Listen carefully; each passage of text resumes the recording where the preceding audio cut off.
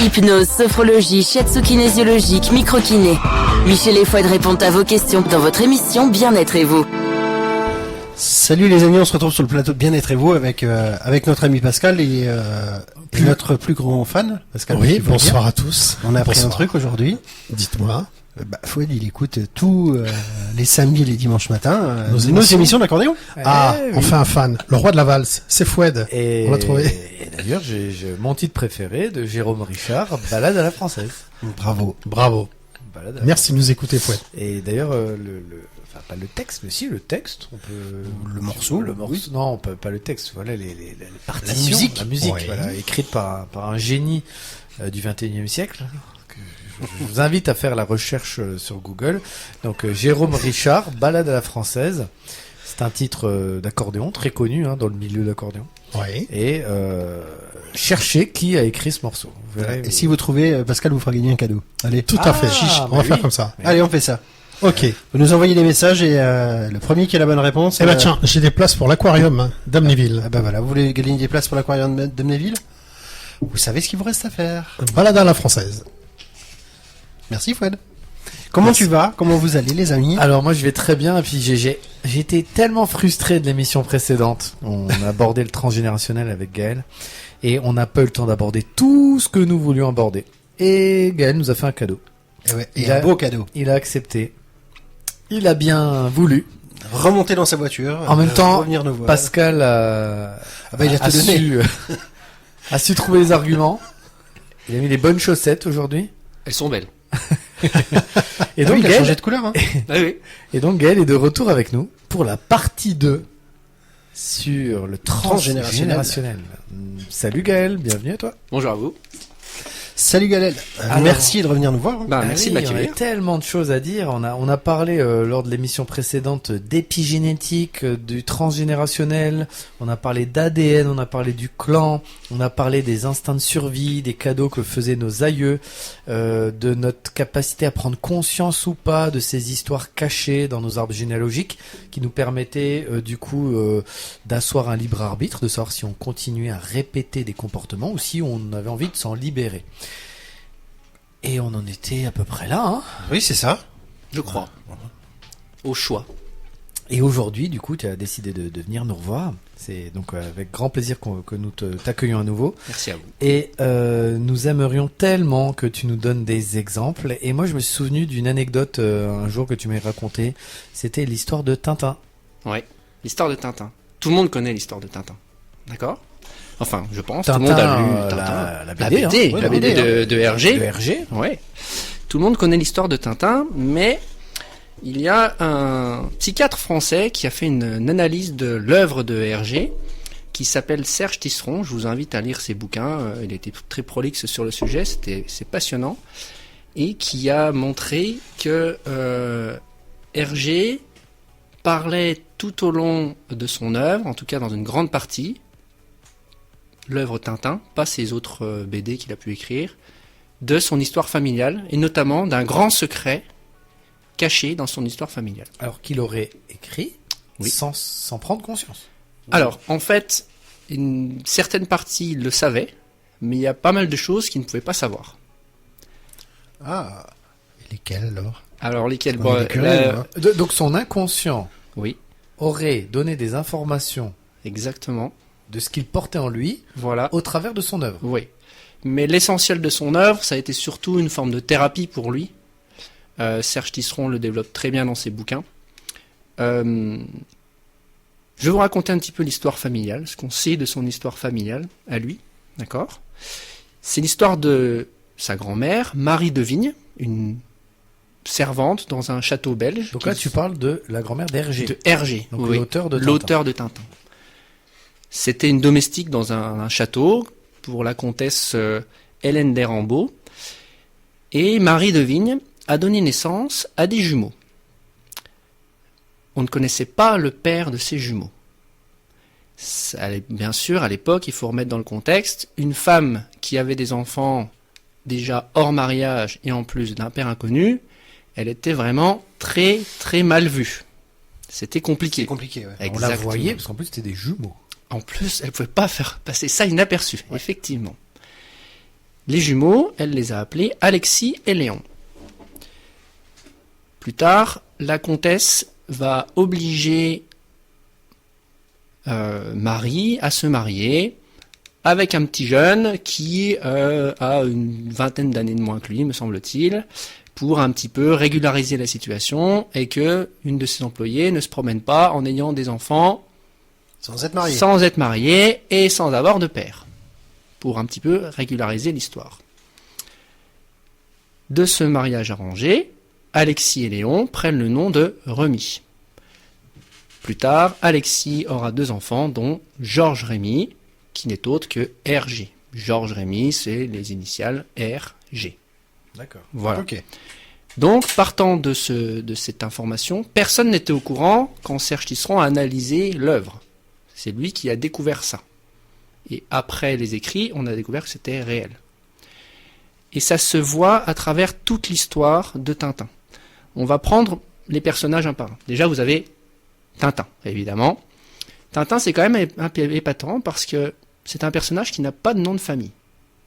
D'ailleurs, Oui, c'est vrai. Ouais. est-ce que vous connaissez quelqu'un de sa famille à Tintin? Non, mais à part son chien.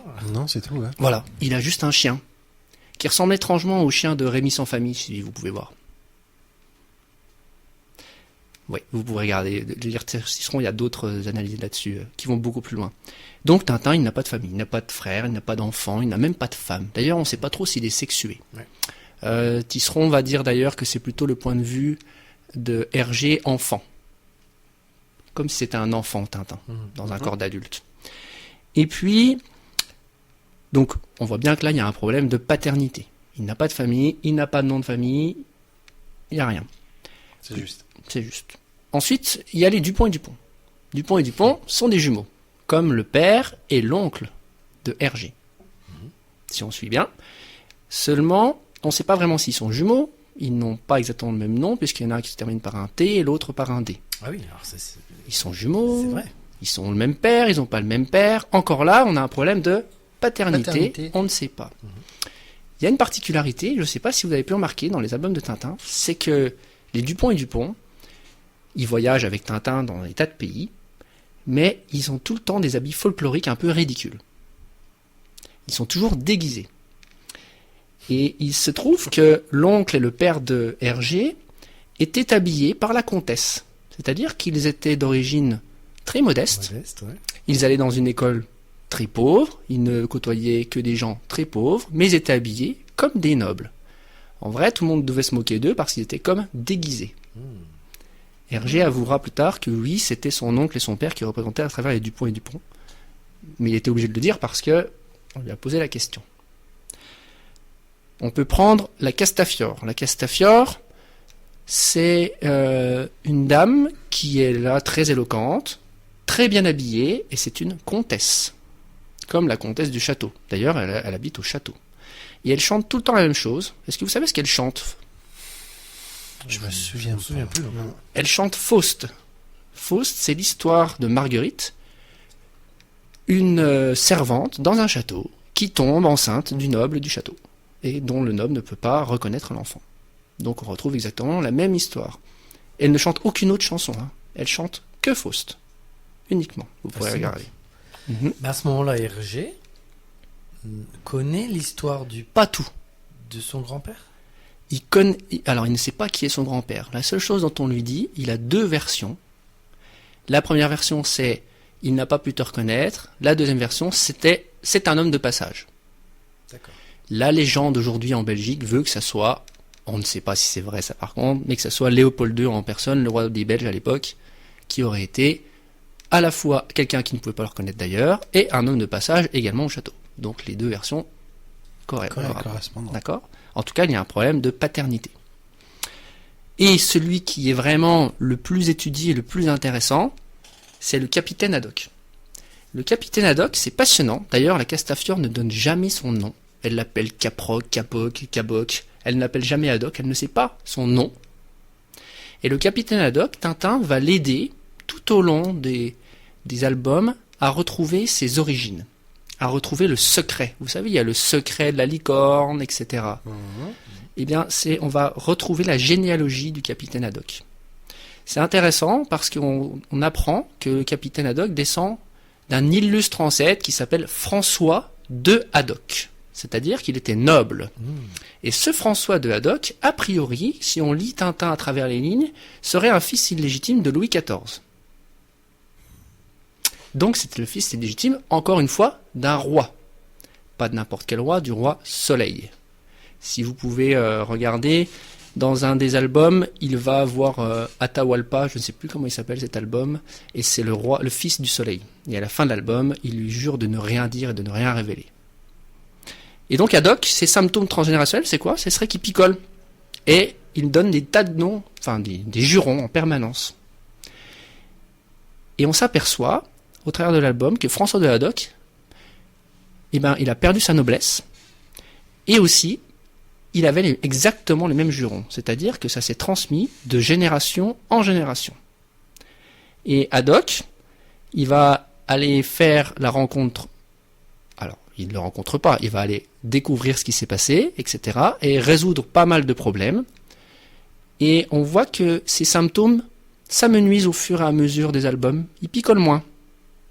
Mais le vrai secret de Haddock, a priori, c'est que son grand-père, enfin son arrière-grand-père était issu de Louis XIV, mais ça c'est jamais révélé, donc ces symptômes ne sont pas vraiment complètement estompés. Résolus, exactement. Et c'est exactement la même chose que pour Hergé, qui lui n'a jamais su qui était vraiment son illustre ancêtre. Ça restera dans l'histoire de la légende. Alors je vous invite, si vous voulez en savoir plus à Tintin, déjà de relire l'œuvre, c'est passionnant.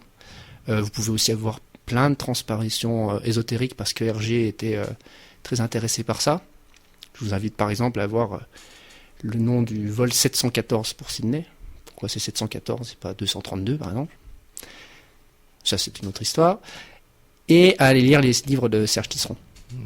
Tu nous laisses un peu dans... Tu fais du suspense. Ouais. Il va revenir une troisième émission. Alors on vous encourage, les auditeurs, à harceler Gaël pour avoir la réponse. Hein. Sauf si vous la connaissez. Ouais, ah oui, ça. Et dans ce cas, vous partagez. Alors, on partagerait peut-être un cadeau par Pascal encore. Hein. Tu sais, il est généreux aujourd'hui, autant généreux. Hein. C'est pas nous qui payons, profitons, hein, on peut offrir. Donc Tintin, c'est passionnant, c'est-à-dire que comme beaucoup d'artistes, au travers de son œuvre, il y a une forme de thérapie, de libération. Exactement. Des secrets, des non-dits. Ouais. Serge Tisseron, qui est psychiatre, décrit très bien le fait que Hergé, lui, ne s'en rend pas compte, hein, mais tout au long de l'écriture, il va se libérer de plein de choses et sa vie d'homme va être beaucoup mieux au fur et à mesure de l'écriture de ses textes. Donc il y a toute une forme de symbole derrière tout ça finalement. Exactement. C'est sa thérapie transgénérationnelle. Ouais, c'est intéressant. Hein. C'est intéressant parce que tu vois, moi, j'ai lu quelques albums de Tintin. Alors évidemment naïvement puisque j'étais plus jeune évidemment. Mais maintenant que je sais ça, je suis presque intéressé de me dire tiens, je vais relire un coup pour essayer de décrypter un peu tout ça et ce qu'on pourrait en tirer finalement. Ouais. Eh bien, moi aussi, j'ai la même idée, peut-être ressortir mes vieux albums de Tintin, j'adorais ça à l'époque. J'aurais peut-être un regard neuf posé sur cette œuvre. Je vous propose, les amis, de nous retrouver tout de suite, après cette petite page musicale. C'est parti.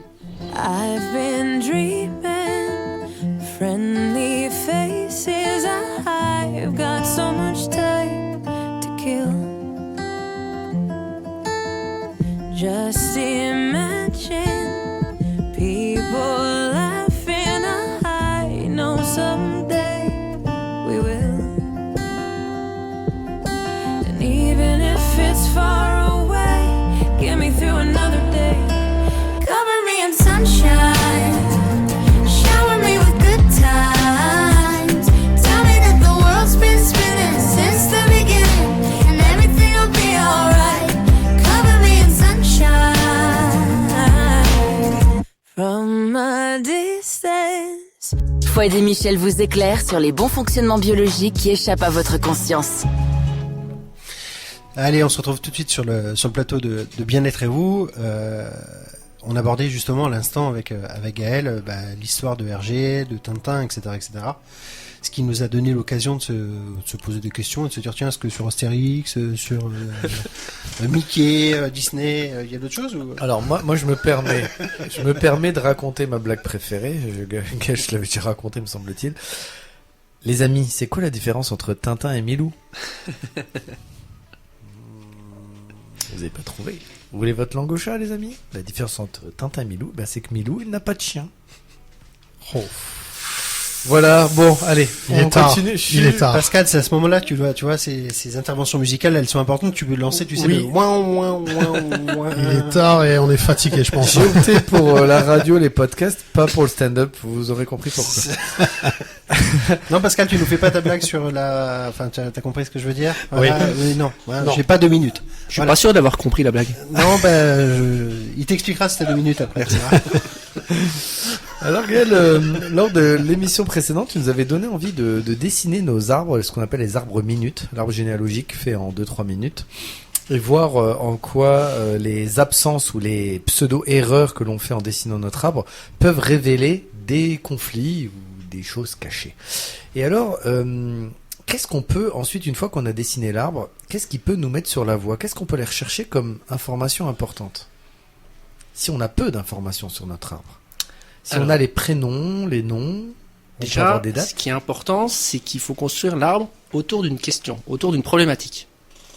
Parce que sinon, on peut évidemment aller chercher tout et n'importe quoi, et ça va partir dans tous les sens, ça va être très compliqué. Ça se fait.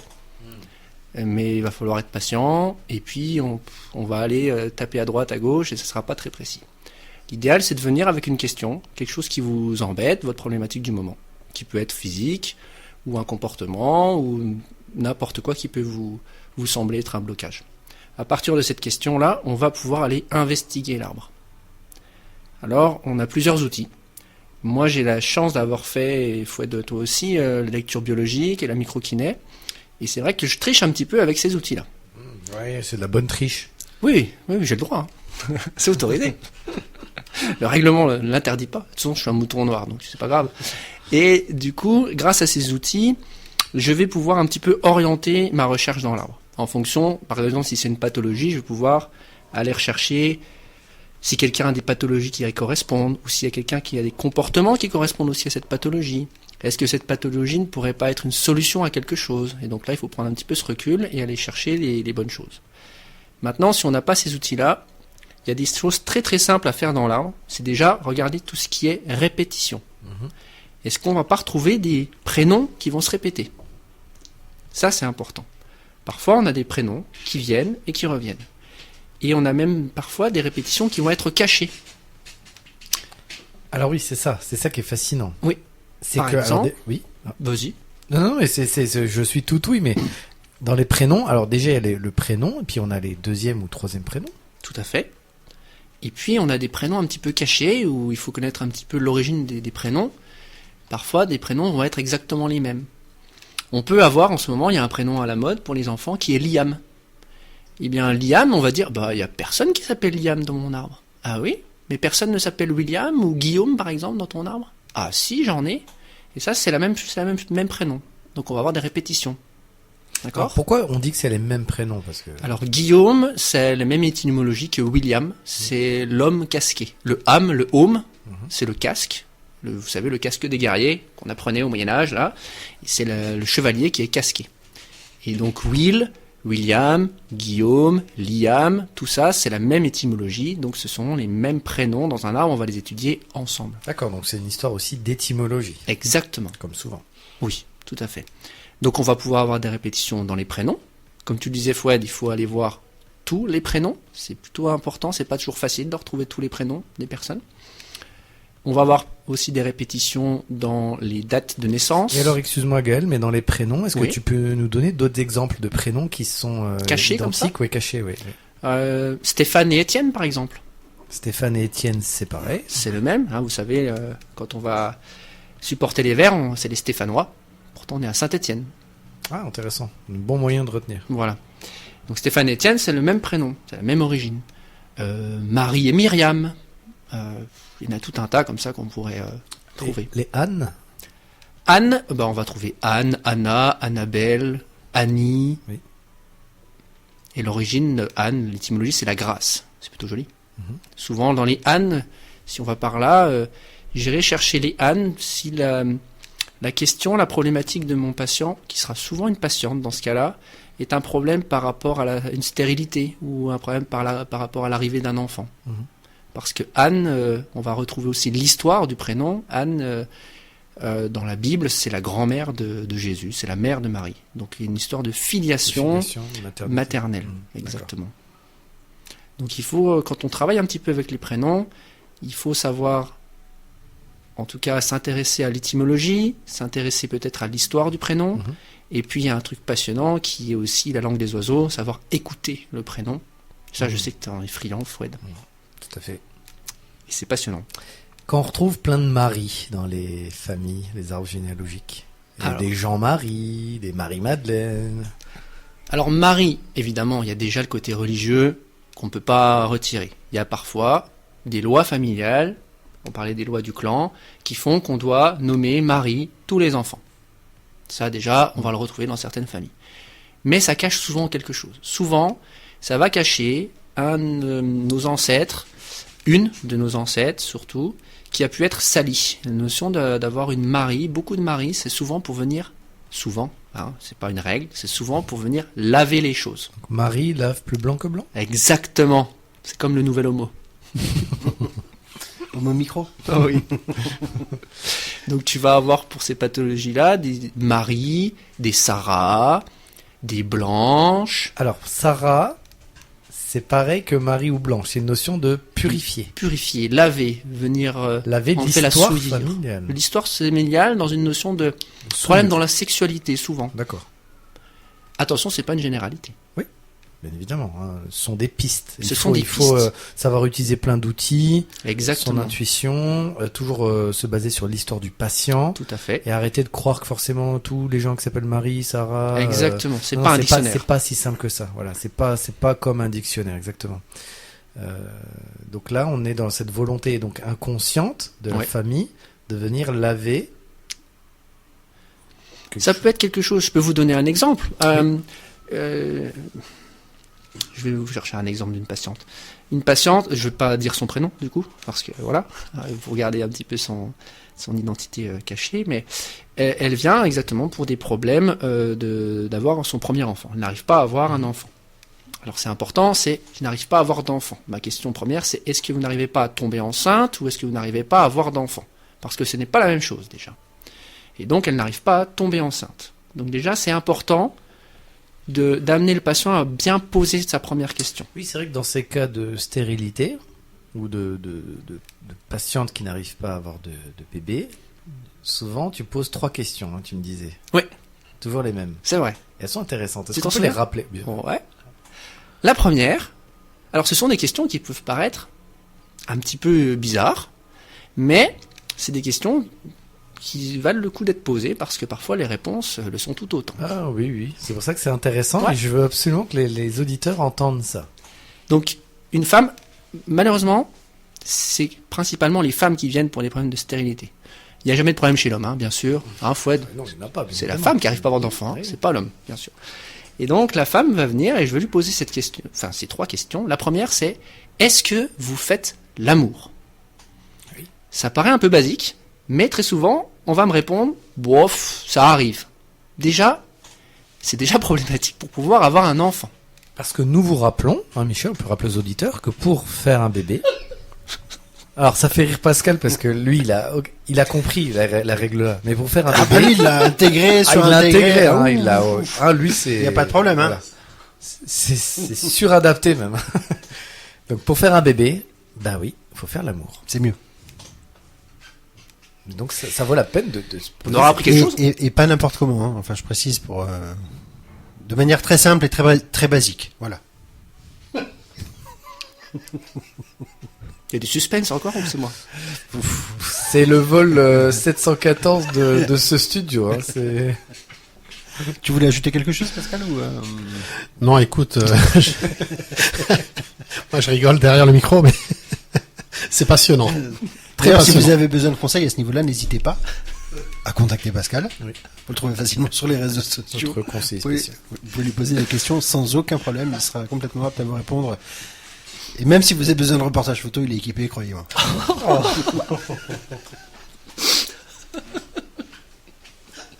Allez, ça c'est fait, on poursuit. Donc du coup, la deuxième question que je vais poser, en général, elle est tout aussi basique, c'est est-ce que vous et votre partenaire voulez vraiment un enfant? Et là, de la même manière, on peut avoir des réponses assez rigolotes, Oui, si les gens surtout répondent pas en mode automatique, bien sûr. mais en réfléchissant un petit peu, quoi. C'est ça. Souvent, on va avoir des réponses comme maintenant, là, j'avance et donc je dois avoir un enfant. Ou mon mari, lui, il en veut, alors bon, on y va. Ou des choses comme ça. Bon, déjà, ça nous indique quand même pas mal de choses. Ouais, ou alors mon mari n'était pas trop chaud, mais il me dit Exactement. que maintenant, oui. Voilà. Donc, si déjà les deux veulent un enfant et qu'en plus ils font l'amour régulièrement, ça nous enlève déjà 2 grosses épines, mais c'est des questions hyper importantes, basiques, bateaux, mais il faut les poser, je pense. ouais. Après, c'est vrai, hein, c'est des fois les choses les plus simples qui sont. Tout à fait. Mais c'est souvent souvent, évident. c'est souvent simple. Hein. Et une des dernières questions que je pose, c'est est-ce que tout est prêt à la maison? Est-ce que vous êtes prêt? Est-ce que le nid est prêt? C'est ça que ça veut dire archaïquement, puisqu'on travaille sur les programmes archaïques. Est-ce que vous avez de quoi nourrir votre enfant? Nourrir, ça veut dire au sens large, l'accueillir, pouvoir, déjà l'espace, L'espace, la financier, chambre, le temps. le temps, Le temps. nourrir son enfant. Parce qu'on Souvenir à a, on ses a besoins. quand même beaucoup de patientes qui désirent avoir un enfant, et au fond d'elles, c'est pas le bon moment. Parce Exactement. qu'elles travaillent, elles viennent d'avoir une promotion, elles ont un gros dossier à rendre dans l'année en cours, et donc le cerveau, il est pas bête, hein. Il va bloquer l'arrivée du bébé. Tout à fait. Si on a une réponse qui est cohérente à ces 3 questions déjà, on peut commencer à aller chercher dans le transg. Si c'est pas le cas, ça sert à rien d'aller chercher plus haut déjà. Hein. On va déjà chercher des trucs basiques. Hein. Et alors, on revient à ma patiente. On était parti d'un exemple. Hein. Oui, Ouais. c'est ça. On ne connaît pas son prénom, mais... Non, on va dire, elle s'appelle Huguette. Huguette. Huguette. Huguette, ouais. Elle n'arrive pas à avoir de prénom. Non, on va l'appeler Sarah, puisque c'est un bon prénom pour ne pas avoir d'enfant. Avec un H, bien sûr. Donc, elle s'appelle Sarah. Elle vient me voir, elle n'arrive pas à avoir d'enfant. Je lui ai posé ces 3 questions. Elle semble prête, elle et son partenaire, à avoir un enfant. Mais il y a un bug. Ça ne fonctionne pas. Elle n'arrive pas à tomber enceinte. Alors, on va aller investiguer son arbre. Et on se rend compte que sa grand-mère, quand elle est tombée enceinte du premier, le grand-père, lui, a dû partir à la guerre. Et il n'en est jamais revenu. Son cerveau, lui, il a fait une sorte de court-circuit, de raccourci. De copier-coller. Ouais. C'est exactement ça. Le raccourci, c'est si tu tombes enceinte, Ton mec se barre. ton mec va mourir. Ou ton mec va mourir. Là, c'est pire qu'il se barre. Il ne revient jamais de la guerre, ça veut dire qu'il est mort. Ça veut dire que, en gros, si tu as un enfant, si tu tombes enceinte, il va se passer un drame dans la famille. Donc il vaut mieux pas tomber enceinte. Donc elle peut ne pas en avoir conscience, Tout à fait. mais elle porte cette information dans chacune de ses cellules. Exactement. C'était un cas particulier parce que la plupart du temps, dans ces cas-là, le premier, il est chanté. C'est simple, on va soit pour un premier tomber enceinte quand même et faire une IVG, soit avoir une fausse couche, etc., etc. Cette manière, on n'a pas vraiment de premier enfant, donc on l'est. Alors, ça va se débat. Pour moi, si on a un premier enfant, mais dans les faits, il n'est pas là. Mais ce qui fait qu'on va avoir directement un numéro 2. Et il n'y a pas de problème à avoir un numéro 2, puisque dans son histoire familiale, c'était quand l'arrivée du numéro 1 arrive qu'il y a le drame. Eh oui. J'ai reçu un faire-part 1 an après, je crois. Ouais, c'est extra. C'est pas toujours aussi simple, mais quand ça vient du transg, de toute façon, c'est du on-off, donc ça fonctionne très bien. Tu peux nous donner un autre exemple? Un autre exemple. Une collègue, une amie, que tu connais, Fouad, on va l'appeler Elodie. Je dirai après. Elle était donc kinésithérapeute et elle avait l'intuition depuis toute petite qu'elle allait mourir à l'âge de 36 ans. Elle ne savait pas vraiment pourquoi, mais elle disait tout le temps qu'elle allait mourir à l'âge de 36 ans.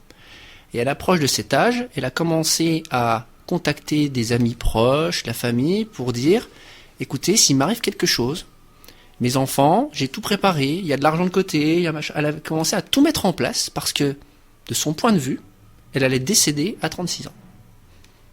Ces 36 ans arrivent, tout se passe bien. Et puis, lors du stage, elle vient faire le stage avec moi, c'était intéressant. Elle commence à raconter cette histoire. Et je lui dis, mais si, t'as tout changé à 36 ans. Elle me dit, non, j'ai rien changé.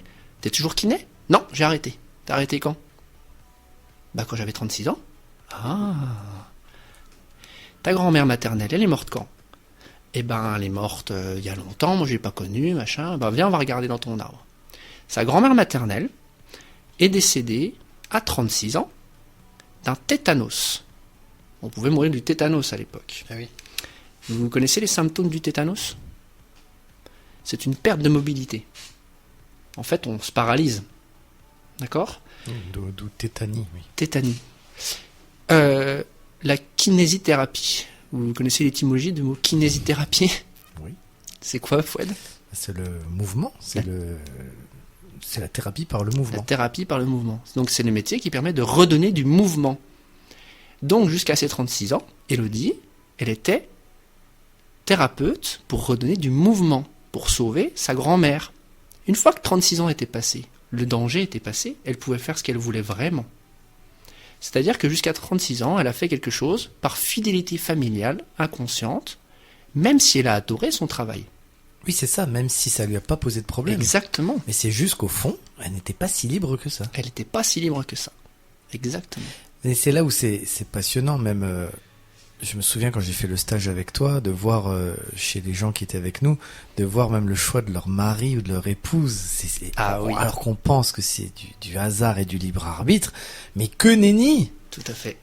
On Ouais. fait parfois rentrer, et j'ai adoré entendre ces exemples, on fait parfois entrer son père ou sa mère dans son lit, Oui. inconsciemment. Oui, c'est pas vraiment son père ou sa mère. Hein. Ou parfois ça peut être, oui, c'est pas réellement son vrai père ou sa mère, mais ça peut être la représentation. On va se trouver un partenaire ou une partenaire qui inconsciemment va nous faire penser à un de nos parents ou à un de nos frères ou une de nos sœurs ou à un oncle ou une tante.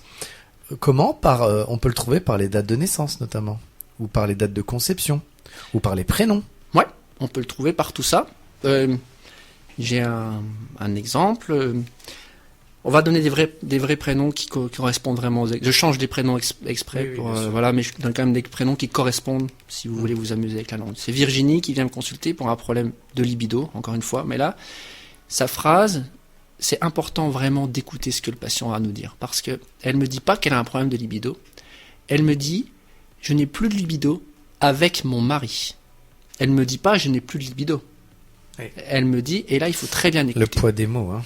Ouais. Toujours. Elle s'en rend pas compte, hein, mais elle me dit ça. Je n'ai plus de libido avec mon mari. Donc moi, je me note ça dans un petit coin de ma tête, parce que ça a quand même vachement d'importance. Ça veut pas dire qu'elle a plus de libido. Et je lui dis depuis quand? Et elle me dit, c'est depuis que notre deuxième enfant est arrivé. Alors, très souvent, on va vous dire, oui, mais c'est parce que Tu es t'es fatigué, fatigué, tu dors pas, tu es devenu qu'une maman, tu ne penses plus à toi, etc., etc. blablabla. Bon. Elle en fait rien de ces informations. Ça reste comme ça. Mis à part la culpabiliser un petit peu plus ou la mettre dans un désarroi total. Ouais, c'est bien. Bon résumé, c'est exactement ça. Donc du coup, ça lui sert pas à grand chose. Et donc on commence à investiguer son arbre. Et on se rend compte que elle a un oncle, Patrick, donc le frère de sa maman, d'accord, qui est décédé dans un accident de voiture à l'âge de 19 ans. Donc son oncle maternel, le frère de sa mère, qu'elle n'a pas connu, Elle l'a pas connu, du coup. est mort à l'âge de 19 ans. Dans un accident de voiture. Très bien, donc une mort brutale et Voilà. horrible, dramatique. C'est important, exactement, c'est brutal, horrible, dramatique, si bien que... Imaginez que votre grand-père décède à l'âge de 95 ans. Bien sûr que la famille va être triste, Ouais. évidemment, mais il y a une sorte de logique. Mais on s'y attend. Voilà. Où c'est accepté. Donc acceptable. le deuil va pouvoir se faire, il va prendre le temps qu'il faut, mais il va pouvoir se faire. Quand là, c'est le deuil dans un accident de voiture d'un jeune de 19 ans, il y a quelque chose d'injuste. Ouais. C'est même pire que ça, c'est dégueulasse. C'est le vrai mot. Ça peut être inacceptable, intolérable. Inacceptable. ouais. Voilà. Et on va avoir là l'installation d'un phénomène qui s'appelle le syndrome du gisant, qui a été décrit par Salomon Selam, un psychiatre français. Très intéressant d'ailleurs. J'encourage tout le monde à acheter ce bouquin, le Extraordinaire. syndrome du gisant. Exactement. C'est-à-dire que là, dans le cas de Patrick qui meurt à 19 ans, le deuil va jamais pouvoir être fait. C'est un deuil inacceptable. Et injustifié, injustifiable. On va donc jamais pouvoir faire le deuil. Et donc on va être bloqué à certaines étapes, la colère, la tristesse, peu importe, mais le deuil va être bloqué. C'est comme si l'arbre généalogique à ce moment-là avec une forme de conscience propre. Pas propre à une personne, mais propre à l'arbre en lui-même, propre au clan. Et que cet arbre ne pouvait pas accepter d'avoir ce trou dans ses feuilles. Donc, c'est là où on va rejoindre le concept d'inconscient collectif. Exactement, Donc, l'inconscient collectif de Carl, Jung. donc Carl Jung a beaucoup parlé. Enfin, pour moi, Carl Jung, c'est un des génies que la Terre a porté. D'accord. L'inconscient collectif, c'est une espèce de conscience qui n'est pas propre à un seul individu, mais à une collectivité, à un clan. Exactement. Ça peut être un pays, ça peut être une famille, ça peut être un groupe. C'est passionnant. Et il y a des lois. Ce sont des lois, c'est-à-dire que c'est Ouais. plus fort que nous, que nos consciences. Très clairement. Et ces lois-là, elles existent. Et pour celui qui a juste envie d'aller les comprendre, de les regarder, et d'aller les attraper, eh ben elles sont là. Elles Tout sont à à fait. votre portée. Et donc, il y a un trou dans l'arbre, dans le clan ou dans l'arbre généalogique, et donc on va forcément chercher à venir combler ce trou. Donc Patrick, avec sa mort dramatique, dégueulasse, il est jeune. L'inconscient collectif ne peut pas concevoir cette absence. On va Exactement. chercher à combler ça. Exactement. Très bien. La plupart du temps, on le fait avec l'arrivée d'un enfant. On va faire un enfant qui va être là pour porter le deuil pour la famille, entre guillemets, remplacer Patrick. Un enfant de remplacement. Un enfant de remplacement, un gisant. Cet enfant, il va être porteur de certaines dates. C'est-à-dire que soit sa date de conception, Qui sont vérifiables. ah oui, c'est Mathématiques. incroyable la précision du mécanisme. Je vous encourage à noter les dates dans votre arbre, qu'elle va nous expliquer, mais les dates sont hyper importantes. C'est vérifiable ce qu'on est en train de vous raconter. Exactement. Nous avons, chez le défunt qui serait décédé trop tôt, trop jeune, donc là en l'occurrence Patrick, on va prendre la date de naissance, la date de conception, donc là on peut prendre 9 mois à peu près avant la naissance. Si vous pouvez avoir la date de conception exacte, c'est encore mieux. Et la date de décès. Chez le gisant, donc la personne qui est censée le remplacer ou porter le deuil pour lui, vous allez avoir la date de conception, la date de naissance, donc jusque-là, facile, c'est la même chose, et une date qui correspond à 9 mois après sa naissance. Donc nous avons 3 dates de chaque côté, et si une de ces dates match correspond À plus ou moins 7 jours. à plus ou moins 7 jours, mais dans la pratique, on voit bien que c'est vite 3 ou 4 jours maxi. C'est Ouais. rare que ce soit 7 jours. Ouais. Bon, il a bien fallu que Salomon Selam définisse une limite. Eh ben, on va être dans cette manifestation du gisant. Et là, on dit qu'il y a intrication. Enfin, intrication. Ouais, on peut dire ça. Ouais. C'est-à-dire que la personne qui va être là pour le représenter va se comporter comme s'il était en deuil. Vous allez tout de suite les reconnaître. C'est des personnes qui ne s'habillent quasiment qu'en noir. En tout cas, De très manière souvent en sombre. sombre. Ouais. Ou rouge. Rouge, c'est possible. Dans certaines cultures aussi, le blanc peut être une couleur de deuil. Mhm. En Europe, globalement, on va dire noir parce que c'est la plupart des Oui, patients tout qu'on va dépend de votre rencontrer. culture. Voilà. C'est des patients qui vont avoir un fond de tristesse depuis toujours sans trop savoir pourquoi.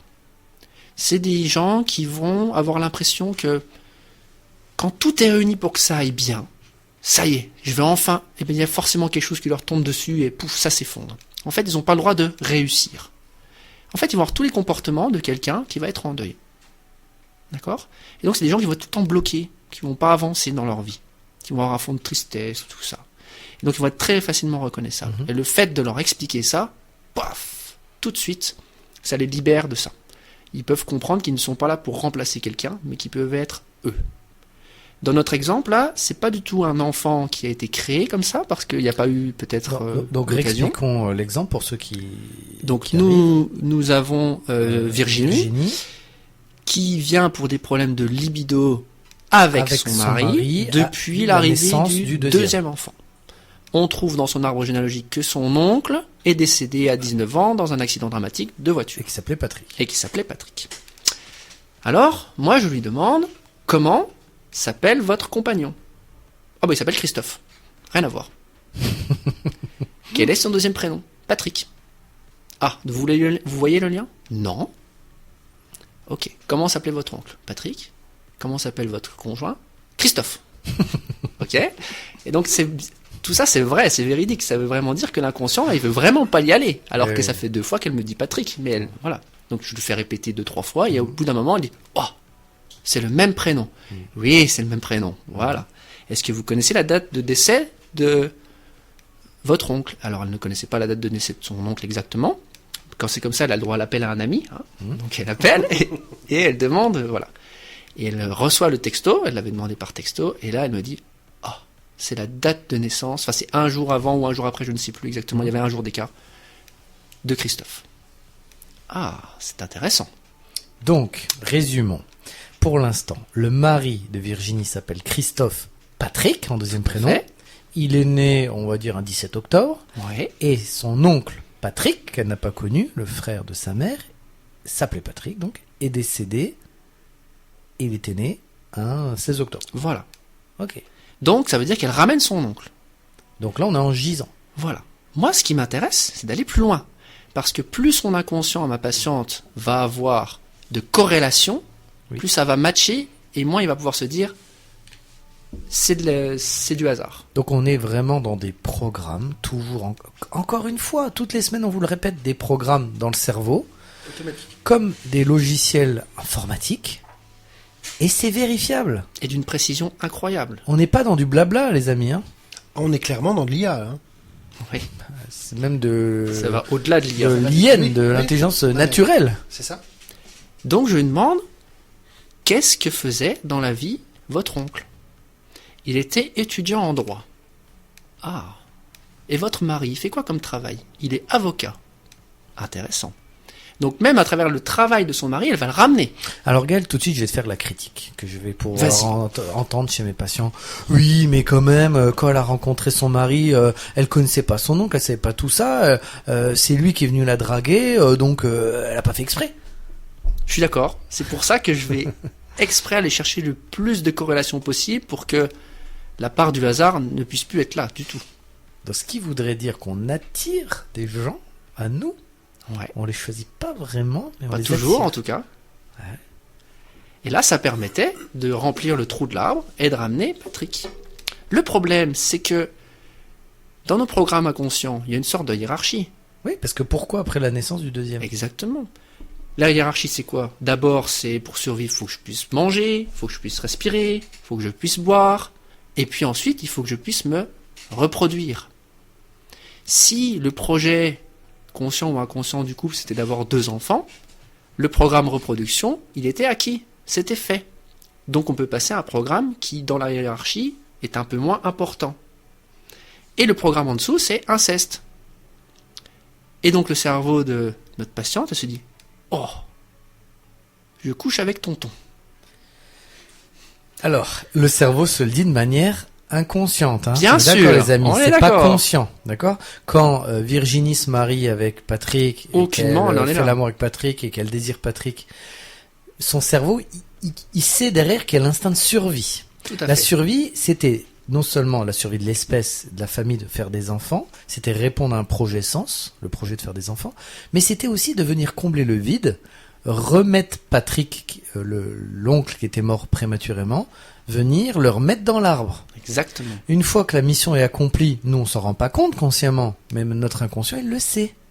Une fois que la mission est remplie, fin du bail. Exactement. Et on n'a plus envie de Patrick Marie. Voilà, On n'a plus envie que Patrick nous touche. c'est ça. On n'a plus envie du zizi de Patrick. Parce qu'à ce moment-là, c'est considéré comme de l'inceste.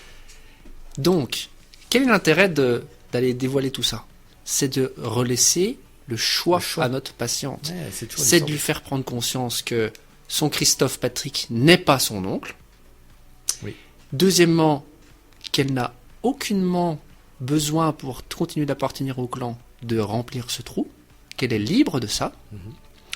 et que aujourd'hui, elle peut décider soit de continuer dans son couple, mais avec un nouveau départ, avec des nouvelles lois, soit de se séparer, c'est son choix. En conscience. En conscience. Cette fois-ci. Exactement. Et de ne plus subir son histoire. Voilà. familiale. Tout à fait. Donc c'est vraiment redonner le choix, comme on disait tout à l'heure. Donc là, on a un bel exemple de syndrome de gisant. Tout à fait. C'est passionnant, hein. Moi, je bois tes paroles. C'est passionnant. Non, mais c'est vrai, et c'est des hyper exemples intéressant comme parce ça, que on en a des centaines. on en a plein. Centaines. C'est vrai que moi je te rejoins puisque je fais un peu de transgénérationnel, notamment sous hypnose, où des fois on apprend finalement, puisqu'on fait des réunions de famille sous hypnose avec des membres de la famille qui sont partis, etc., et on apprend des fois des trucs qui sont impressionnants. Où moi je me souviens d'une petite qui était venue pour un viol dans la famille. Donc c'est-à-dire que cette jeune demoiselle avait été violée par son papa, alors qu'il avait été condamné en justice, etc. Et grâce au travail qu'on avait fait sous hypnose en transgénérationnel, on avait découvert que la maman avait été violée par son frère et que la grand-mère avait été violée par un autre de ses oncles. Systématiquement, les viols dans la famille étaient par des membres de la famille. Et alors, jusqu'à où ça remontait. Et donc de c'était- prendre conscience de tout ça nous permet de nous sortir et de reprendre... et de régler. Ouais, de Voilà. prendre le lead, quoi, C'est ça. le choix.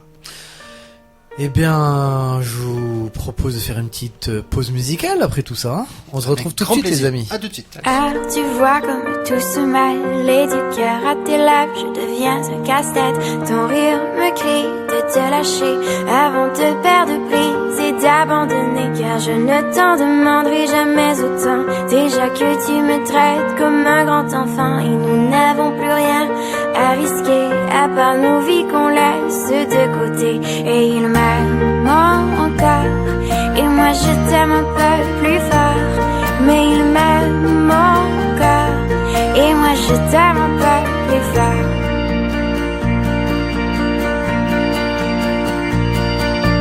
C'en est assez de citer doublement, c'est plus dur à faire qu'autrement, car sans rire c'est plus facile de rêver à ce qu'on ne pourra jamais plus toucher. Et on se prend la main comme des enfants, le bonheur aux lèvres un peu naïvement, et on marche ensemble d'un pas décidé alors que nos têtes nous crient de tout arrêter.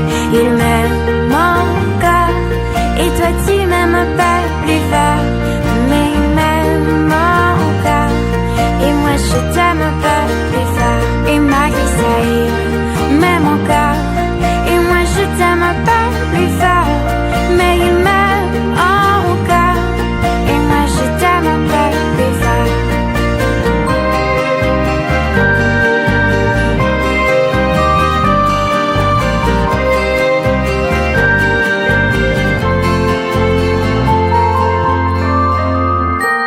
Encore et moi je t'aime un peu plus fort, mais il m'aime encore et moi je t'aime un peu plus fort. Avec l'intervention de leurs invités, Fouad et Michel mettront en lumière diverses approches thérapeutiques. Et de retour, les amis, avec ouais. Gaël et cette deuxième partie sur le transgénérationnel. On a parlé du syndrome de gisant, c'est juste sublime. On vous conseille la lecture du livre Le syndrome du gisant, peut-être quelques vidéos qu'on peut retrouver sur YouTube du professeur Salomon Selam. Salomon Selam. C'est passionnant, c'est des choses, c'est des lois, sont des lois. Donc en fait, c'est vérifiable. C'est ça que j'adore moi dans ce genre de savoir, de technique, c'est que tout est vérifiable, notamment par les dates de naissance, les dates de conception, les dates de décès, par les prénoms, votre premier, votre deuxième, votre troisième prénom. D'ailleurs, le deuxième prénom et le troisième prénom, c'est pas tout à fait la même importance. Bah, c'est difficile de faire vraiment la différence. C'est déjà bien de pouvoir les avoir, parce que c'est pas toujours évident. Il y a aussi une particularité, souvent dans les générations de nos grands-parents et arrière-grands-parents, les hommes, souvent, ne se faisaient pas appeler par leur vrai prénom, ils se faisaient appeler par leur deuxième prénom. Parce que le premier prénom était donné dans une notion de filiation et surtout d'héritage. C'est-à-dire que si Michel Dupont avait 4 enfants, à l'époque, on pouvait donner son héritage qu'au premier. Trop souvent, ça se faisait comme ça. Donc on appelait le premier Michel Dupont, ce qui permettait de ne pas avoir de problème d'héritage, parce que ça appartenait toujours à Michel Dupont. Donc c'était simple. Simplement, le deuxième Michel, il voulait peut-être pas s'appeler Michel, donc il s'appelait avec son deuxième prénom, qui était peut-être Laurent ou autre. D'accord. Oui, d'ailleurs, Michel, tu nous disais tout à l'heure Ouais, que exactement. toi-même tu portes le prénom de ton grand-père et C'est que ça, ton ton père grand-père porte le prénom de son. Oui, c'est un son truc grand-père. classique. Hein. Ouais. C'était un problème de fric, c'était pour que l'héritage aille à la bonne personne. Oui. Puis il allait souvent à l'aîné. Hein, Michel, Bien t'es sûr. l'aîné, toi. Ouais, mais c'est pas aussi simple que ça. La loi a un peu changé depuis. Ouais, ça a changé. Ouais. D'autant plus que j'ai appelé mon fils Louis, tu vois, donc voilà. Ouais, mais bon.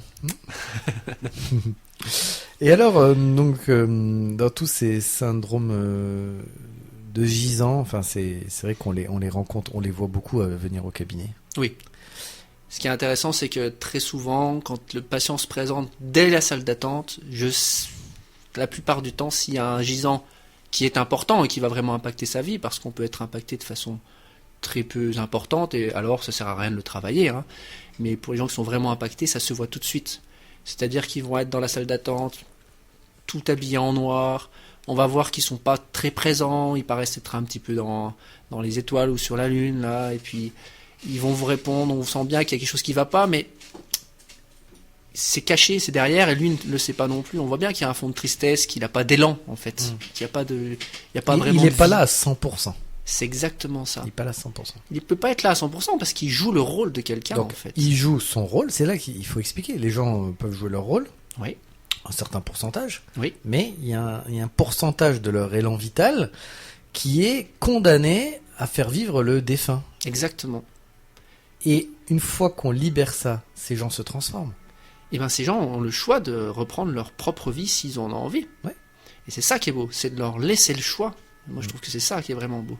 Il y a un exemple dans le livre de Selam qui est intéressant, il me semble que c'est dans le livre de Selam, c'est un gisant qui, à l'âge auquel son grand-père est décédé, alors, il n'a aucune conscience que son grand-père est... Je sais plus si son grand-père ou son arrière-grand-père, enfin un de ses aïeux est décédé. Il n'a aucune conscience de ce décès-là, que c'était jeune, etc. Lui, il a une grande entreprise qui fonctionne très bien, c'est facile dans sa vie, etc. Et du jour au lendemain, il rentre chez lui et il dit à sa femme, j'arrête tout, j'ai tout vendu. C'est-à-dire qu'il a tout fait dans le dos de tout le monde. J'ai tout vendu et j'ai acheté un atelier. Demain, je vais commencer mon travail d'ébéniste. Et là, tout le monde pense à une blague, parce que c'est quelqu'un qui n'a jamais travaillé de ses mains, qui n'a jamais rien fait de ses mains, et qui n'a jamais touché un bout de bois de sa vie, en l'occurrence. Et l'histoire raconte que, en fait, cet aïeul est mort, et il était ébéniste.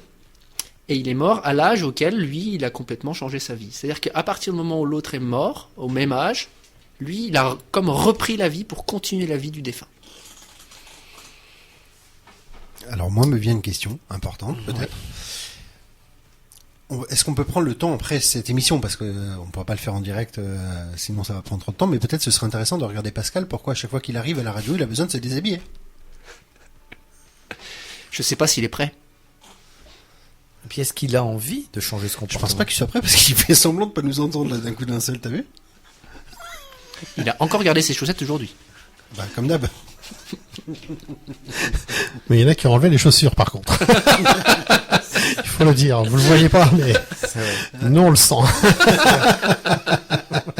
Il faut que je le dise. Ça s'appelle pas moi. Ça s'appelle déplacer le problème. Voilà. C'est fait. Je tiens l'intention ailleurs. Ouais, l'esprit de clan ici dans cette émission. Quand on aime, on compte pas, écoute. Et alors, on retrouve parmi nos patients beaucoup d'enfants qui sont pris dans des fidélités familiales inconscientes. Bah, ça va être pris dès notre prime enfance, effectivement. C'est particulier parce que souvent ils viennent pour des problèmes qui semblent ne rien avoir du tout avec ça. Et donc, il faut quand même que les parents soient prêts à entendre ce qu'on va leur dire, etc. Donc, il faut parfois prendre des pincettes aussi. Parce que c'est pas toujours évident. Souvent, la maman, c'est beaucoup plus souvent la maman qui nous amène l'enfant que le papa. Ça arrive, c'est ça le papa. Oh oui, quand même. La maman nous emmène son petit, et alors, par exemple, on commence à travailler, et on se rend compte que son petit premier, là, et c'est pas du tout le premier. Et donc, quand on va commencer à parler de ça, est-ce qu'on Quand on peut dit en pas parler? le premier, c'est pas la première grossesse. C'est pas la première grossesse, peut-être qu'il y a une fausse couche ou une IVG avant. Et donc c'est toujours compliqué parce que il faut qu'on puisse mettre les pieds dans le plat quand même si on veut pouvoir avancer. Ouais, et moi je pars comme du principe, Gaël, que déjà le parent qui amène l'enfant, il est souvent concerné pendant la séance. Il y a, comme dit bien Michel, sûr, il n'y a jamais bien de sûr. hasard. Souvent, Déjà tout le le temps. voilà, bah oui, non mais parce que je mets un peu de voilà, mais le parent qui amène l'enfant, il est concerné par la séance. Ensuite, la personne qui arrive dans le cabinet de Gaël, qui arrive dans le cabinet de Michel, qui arrive dans le cabinet de Fouad, peu importe. Je pars du principe que cette personne, en tout cas inconsciemment, elle est prête à entendre ce qui va être dit. Sinon, elle ne viendrait pas. Sinon, elle serait pas là, elle serait ailleurs. Je suis d'accord avec toi.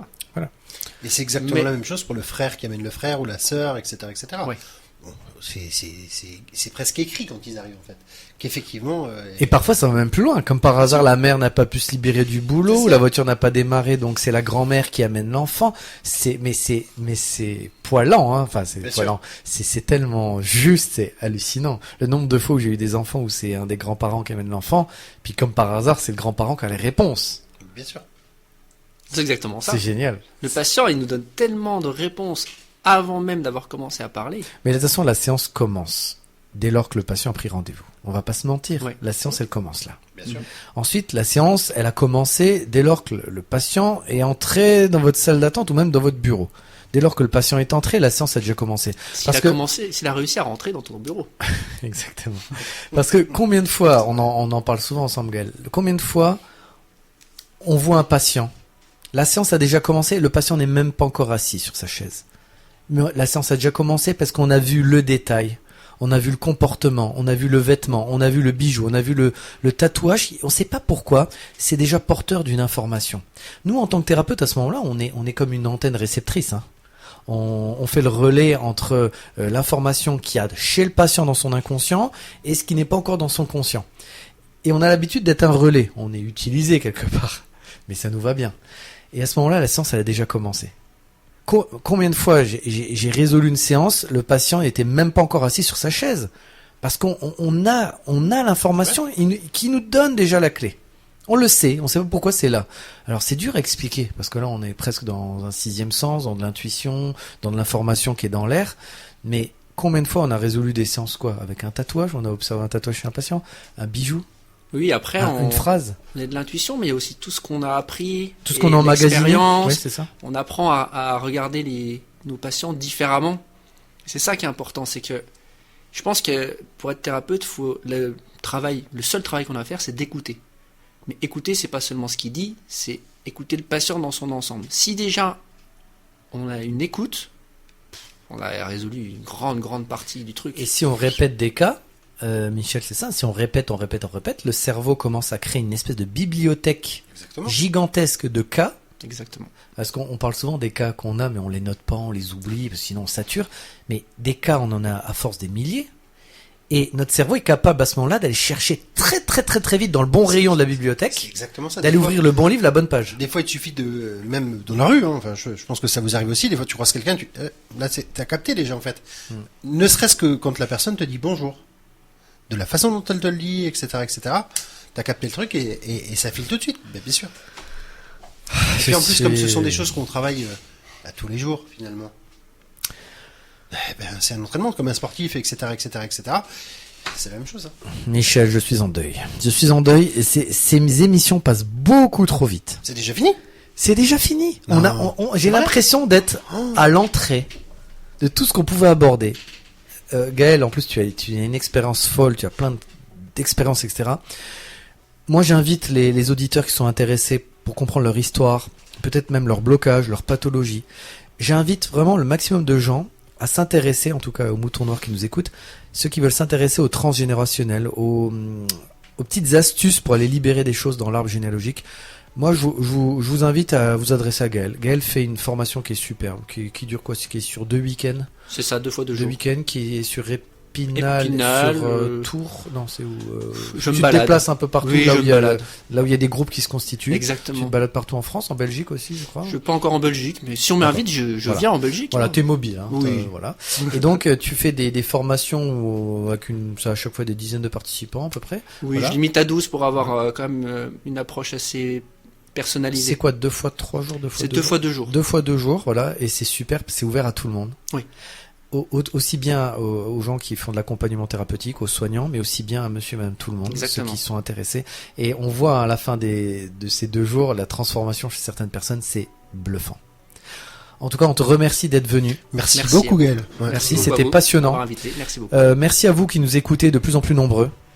N'hésitez pas à nous laisser des messages. N'hésitez pas à parler de notre émission, du podcast, de partager. Partagez. Puis n'oubliez pas, hein, le début de l'émission, il y avait un cadeau à gagner. On attend vos messages. Exactement. On vous donnera le gagnant la prochaine fois. À la semaine prochaine, à très vite. À très vite, bonne soirée. Posez vos questions, on vous répond. Rendez-vous sur la page Facebook de l'émission Bien-être et vous.